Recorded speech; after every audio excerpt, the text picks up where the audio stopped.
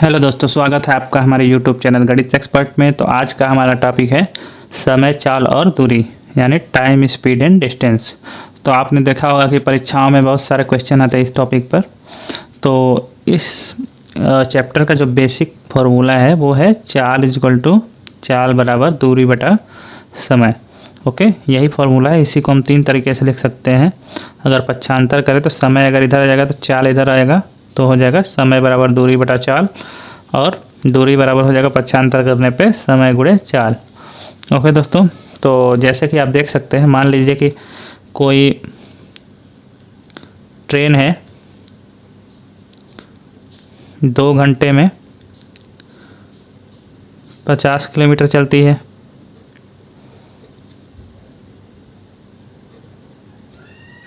तो इसकी चाल क्या होगी? ओके, तो चाल बराबर आप देख सकते हैं कि चाल बराबर होता है दूरी बटा समय। तो यहाँ से हम निकाल सकते हैं, देखिए दूरी कितना तय कर रही है ट्रेन, 50 किलोमीटर, और समय कितना ले रही है, 2 घंटे। तो हमारा जो चाल हो जाएगा, या स्पीड भी बोलते हैं इसको इंग्लिश में, तो ये हो जाएगा 25 किलोमीटर प्रति घंटा। तो आप देख लीजिए कि दूरी को जो है किलोमीटर में बताते हैं, समय को जो है घंटा में बताते हैं, तो ये यूनिट जो इसका हो जाएगा किलोमीटर प्रति घंटा। अगर यही दूरी हम मीटर में लिए होते और ये समय जो है सेकेंड में लिए होते, तो जो इसका यूनिट हो जाता मीटर प्रति सेकेंड आता। दूसरी चीज़ आप ये याद रख सकते हैं कि जैसे 1 किलोमीटर जो होता है बराबर होता है 1000 मीटर के, और 1 घंटा बराबर 60 मिनट होते हैं, और 1 मिनट में कितने सेकंड होते हैं, 60 सेकंड। तो आप गुणा करेंगे तो 1 घंटे में जो है 3600 सेकंड आते हैं। तो 1 घंटे में 3600 सेकंड आते हैं। तो आपको कभी दिया रहेगा जैसे किलोमीटर में, उसको मीटर में बदलना हो तो आप ऐसे कर सकते हैं घंटे को।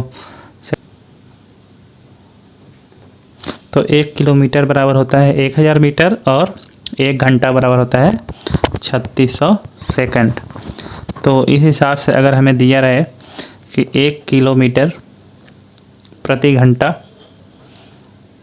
से कोई इस चाल से कोई गाड़ी जा रही है, तो उसका जो गति होगा या चाल होगा मीटर प्रति घंटा में क्या होगा, मीटर प्रति सेकंड में क्या होगा। तो हम कैसे निकालेंगे, देखिए 1 किलोमीटर को हम लिख सकते हैं 1000 मीटर, और 1 घंटा को लिख सकते हैं बटा 3600 सेकंड।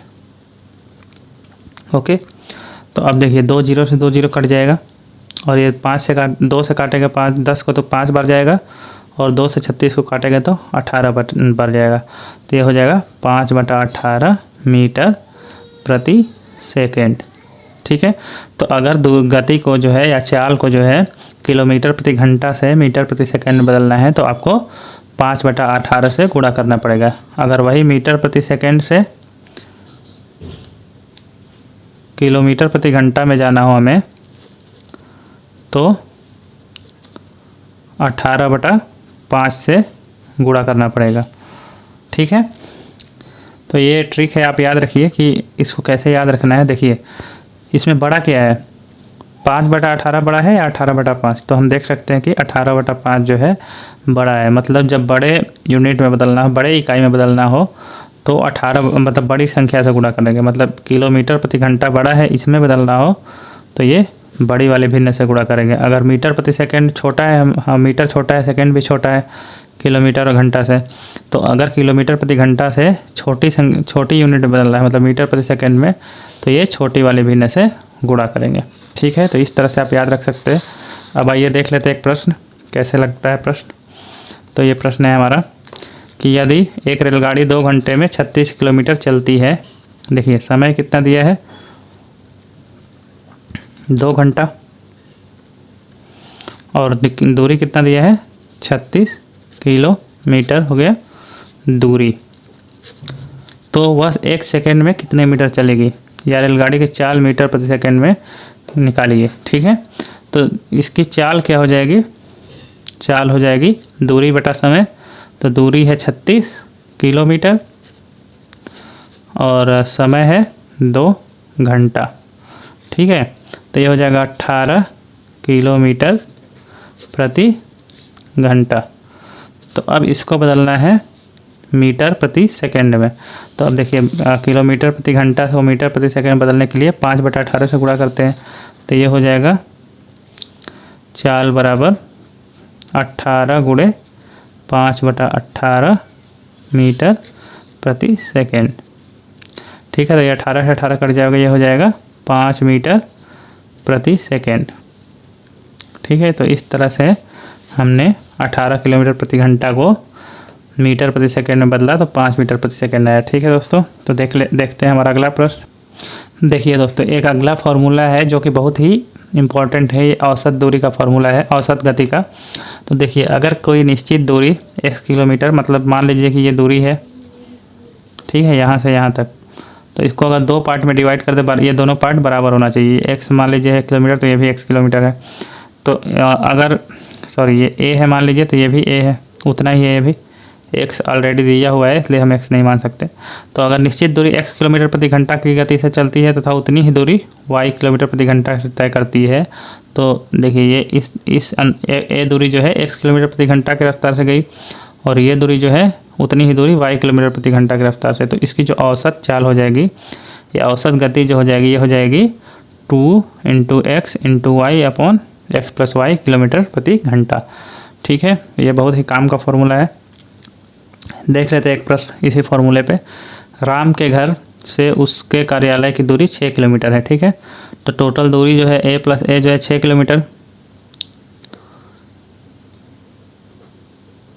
ठीक है दोस्तों, वह 3 किलोमीटर प्रति घंटा की चाल से कार्यालय जाता है और 6 किलोमीटर प्रति घंटा की चाल से वापस आता है। तो राम की औसत चाल क्या है? तो x क्या है? 3 किलोमीटर प्रति घंटा, और y क्या है? 6 किलोमीटर प्रति घंटा। ठीक है दोस्तों, तो देख लीजिए, मान लें कि ये राम का घर है और ये ऑफिस है। ऑफिस हो गया, ये घर हो गया। तो देखिए, ये जाता है 3 किलोमीटर प्रति घंटे की रफ्तार से यहाँ से, और आता है 6 किलोमीटर प्रति घंटे की रफ्तार से। तो जो घर की दूरी है, मान लीजिए कि मान लीजिए कि a है, तो a जा रहा है और उतना ही दूरी वापस आ रहा है, क्योंकि घर की दूरी तो फिक्स है ऑफिस से, तो उतना ही जा रहा है और उतना ही आ रहा है। तो मतलब ये फॉर्मूला हम लगा सकते हैं कि यहाँ पे दूरी समान थी, यहाँ पे एक ही दिशा में जा रहा था, यहाँ पे ये है कि ये उल्टे दिशा में आ रहा है। तो जो चाल होती है उससे कोई इफेक्ट नहीं पड़ता कि कौन सी दिशा में जा रहा है, उतनी ही दूरी गया है और उतनी ही दूरी आया है। तो ये फॉर्मूला हम लगा सकते हैं। तो औसत जो चाल हो जाएगी वो क्या हो जाएगी? 2xy upon x + y। ये शॉर्टकट फार्मूला है दोस्तों। तो ये क्या हो जाएगा? 2 × 3 × 6 अपॉन 3 + 6। तो ये क्या हो जाएगा? 2 × 6 = 36/9। तो ये हो जाएगा दोस्तों 4 किलोमीटर प्रति घंटा। ठीक है दोस्तों, ये आ गया फॉर्मूले से। अगर आपको फार्मूला नहीं याद रखना है और आपको ऐसे ही लगाना है नॉर्मल, तो आप देख लीजिए, ऐसे भी हम लगा सकते हैं इसको। देखिए ऐसे क्या होगा, जाने में दूरी कितना है? 6 किलोमीटर, और चाल कितनी है? 3 किलोमीटर। समय क्या हो जाएगा? समय बराबर दूरी बटा चाल। ठीक है, मान लीजिए समय t1 है जाने का, तो ये हो जाएगा, दूरी है 6 और चाल क्या है? 3, तो ये हो जाएगा 2 घंटा।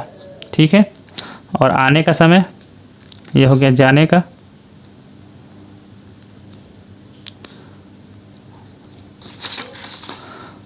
आने का जो समय हो जाएगा वो हो जाएगा दूरी बटा चाल। दूरी तो उतनी ही है 6 किलोमीटर, और चाल कितनी है? 6 किलोमीटर प्रति घंटा। तो ये किलोमीटर है, ये किलोमीटर प्रति घंटा है। तो ये 6 से 6 कट जाएगा, 1 बचेगा, तो ये हो जाएगा 1 घंटा।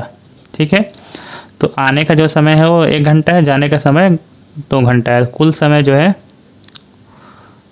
कुल समय कितना लगा? 2 घंटा। t1 + t2, ये मान लीजिए t2 है, तो t1 + t2 मतलब कितना हो गया? 2 घंटा + 1, ये हो गया 3 घंटे। 3 घंटे उसे लग गए। और दूरी क्या हो गई दोस्तों? कुल दूरी क्या हो गई? जाने में जितना दूरी तय किया और आने में जितनी दूरी तय किया, तो कुल दूरी 6 किलोमीटर थी, 6 किलोमीटर गया और 6 किलोमीटर वापस आया, तो कुल दूरी क्या हो गई 6 + 6 बराबर 12 किलोमीटर। ठीक है, तो अब चाल क्या हो जाएगी, कुल चाल जो होगी एवरेज चाल, औसत चाल, वो हो जाएगी दूरी, कुल दूरी बटा कुल समय।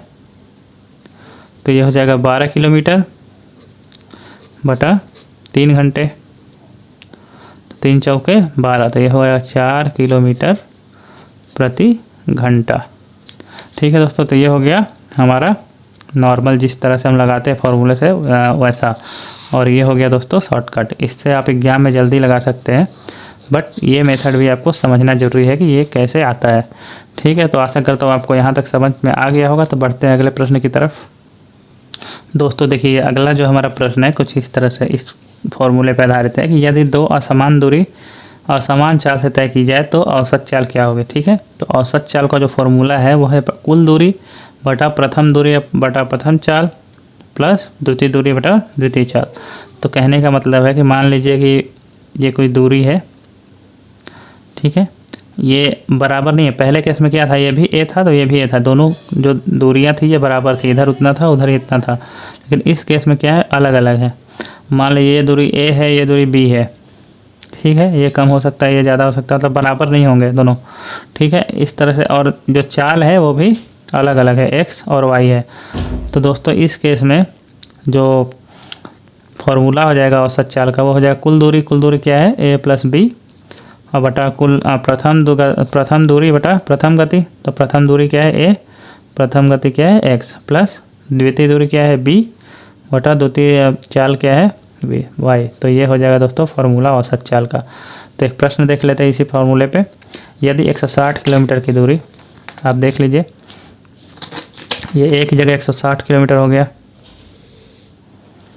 देखिए 160 किलोमीटर की दूरी 40 किलोमीटर प्रति घंटे, यहाँ पे चाल क्या है 40 एक्स, ठीक है, और 120 किलोमीटर ये दूरी है, दूसरी दूरी 120 किलोमीटर है और चाल क्या है 30 किलोमीटर प्रति घंटा। तो औसत चाल क्या होगी। तो दोस्तों देखिए यहाँ पे ना तो दूरी बराबर है ना तो चाल बराबर है, तो फॉर्मूला क्या हो जाएगा कुल दूरी। तो कुल दूरी क्या है ए प्लस बी 160 प्लस 120 बटा प्रथम दूरी 160 बटा प्रथम गति क्या है 40 प्लस द्वितीय दूरी क्या है 120 बटा द्वितीय चाल क्या है 30। दोस्तों ये हो जाएगा 160 प्लस 120 हो जाएगा 280, ठीक है, और ये हो जाएगा 40 में 4 का गुणा करेंगे तो 4 हो जाएगा, 40 चौके 160 प्लस ये भी 4 हो जाएगा, 3 चौका 12, तो हो जाएगा 280 बटा 8, ठीक है। तो अब इसको भागा देंगे तो क्या होगा 35 किलोमीटर प्रति घंटा। ठीक है दोस्तों, तो ये हो जाएगा हमारा औसत चाल। अगर आपको फार्मूला नहीं याद रखना है, भूल गए मान लीजिए फार्मूला और आपको नॉर्मल मेथड से लगाना है, तो आप क्या फार्मूला लगाएंगे, औसत चाल बराबर कुल दूरी बटा कुल समय। अब देखिए पहली दूरी क्या है, ये है 160 किलोमीटर, और तो हम पहले समय निकाल लेंगे t1, जो पहली दूरी तय करने में जो समय है t1 है मान लीजिए, तो t1 बराबर क्या हो जाएगा ये दूरी प्रथम दूरी बटा प्रथम चाल, तो ये हो जाएगा दूरी बटा समय, तो सॉरी दूरी बटा चाल, तो ये हो जाएगा 4 घंटे। 4 घंटे लग गए उसे ये दूरी तय करने में। अब दूसरी दूरी है t2, उसको समय दूरी को तय करने में कितना समय लगेगा, तो जो दूसरी दूरी है 120 किलोमीटर बटा उसकी जो चाल है 30 किलोमीटर प्रति घंटा, तो भागा देगा तो ये होगा 4 घंटा, ठीक है, इसमें भी 4 घंटा लगेगा। तो कुल समय कितना लगा, कुल समय बराबर t1 प्लस t2, तो हो जाएगा 4 + 4 बराबर 8 घंटे, ठीक है। और कुल दूरी कितनी हो गई दोस्तों, ये दूरी हो गई 160 और ये हो गई 120, तो 160 प्लस 120, ठीक है, तो ये हो जाएगा 280। तो अब औसत चाल क्या हो जाएगी,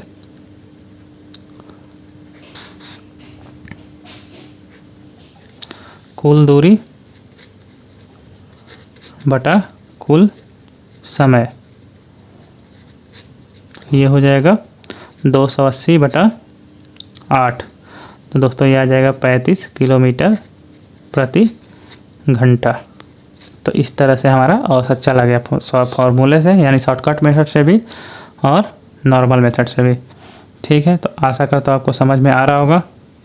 देखिए अगला केस क्या है कि इसी प्रकार यदि तीन समान दूरियां असमान गति से तय की जाए तो औसत चाल ज्ञात करने का सूत्र जो है 3xyz/xy + yz + zx। ठीक है, तो इस केस में देखिए दूरी जो है, दूरियां जो है बराबर होनी चाहिए। जैसे ये a है तो ये a है तो ये भी a ही होनी चाहिए। मतलब ये 10 किलोमीटर तो ये भी 10 किलोमीटर, ये भी 10 किलोमीटर। अगर ये 10 है, ये 12 है, ये 15 है तो ये फार्मूला नहीं लगेगा। तो ये शॉर्टकट फार्मूला है दोस्तों। अब देख लीजिए, यदि 100 किलोमीटर की तीन दूरियां, तो तीनों दूरियां बराबर है, a बराबर 100 हो गया, क्रमशः 25। देखिए दूरी क्या है 100 100 100 100। ठीक है, तीन दूरियां 100 किलोमीटर की। x जो है 25 किलोमीटर प्रति घंटा है, y जो है 40 है और z जो है 50 किलोमीटर प्रति घंटा है। तो प्रति घंटा चले गए तो ये पूरी यात्रा में औसत चाल क्या होगी। तो औसत चाल का फॉर्मूला जो है ये है। तो औसत चाल 3xyz, मतलब 3 × x = 25, y जो है 40 है, z जो है 50 है बटा xy + yz + zx। सो दोनों का बारी बारी से दो का गुणा करेंगे। 25 × 40 + 40 × 50 + 50 × 25। ठीक है दोस्तों, तो अगर आप इस तरह से निकालेंगे तो ये आ जाएगा आपका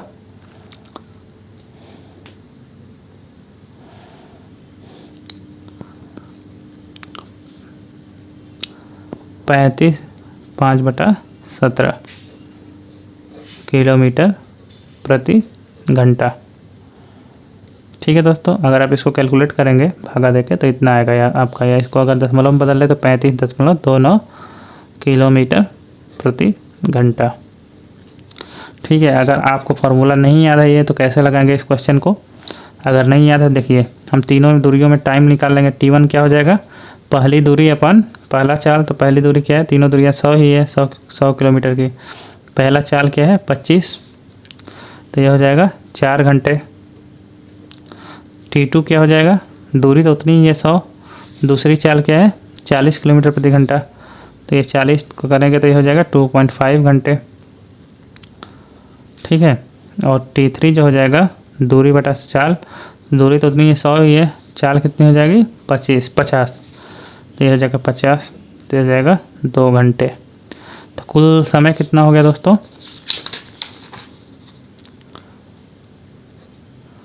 कुल समय जो हो गया वो हो गया t1 + t2 + t3, तो यह 4 + 2.5 + 2, तो ये हो गया 8.5 घंटे। ठीक है, या 17/2 घंटे। अब देखिए औसत चाल क्या हो जाएगा,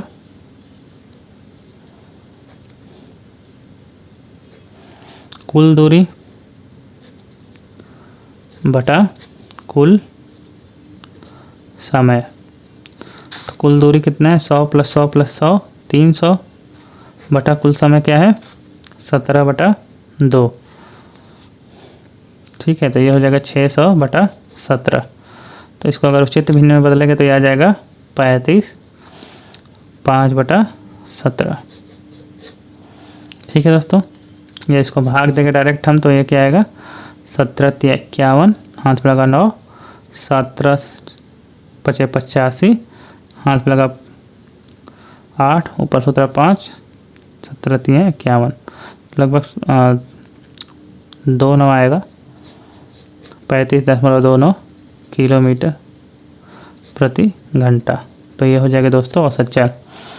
आशा करता हूँ आपको यहाँ तक समझ में आया होगा। अगर आपको नहीं समझ में आ रहा है तो कृपया आप कमेंट सेक्शन में ज़रूर पूछें कहाँ पे आपको नहीं समझ में आ रहा है, हम समझाने की कोशिश करेंगे। अगर आपको समझ में आया है ये वीडियो और आपको अच्छा लगा है तो प्लीज़ हमारे चैनल को लाइक और सब्सक्राइब करिए और शेयर भी कीजिए। और इस वीडियो के लिए देखने के लिए धन्यवाद। मिलते हैं अगले वीडियो में।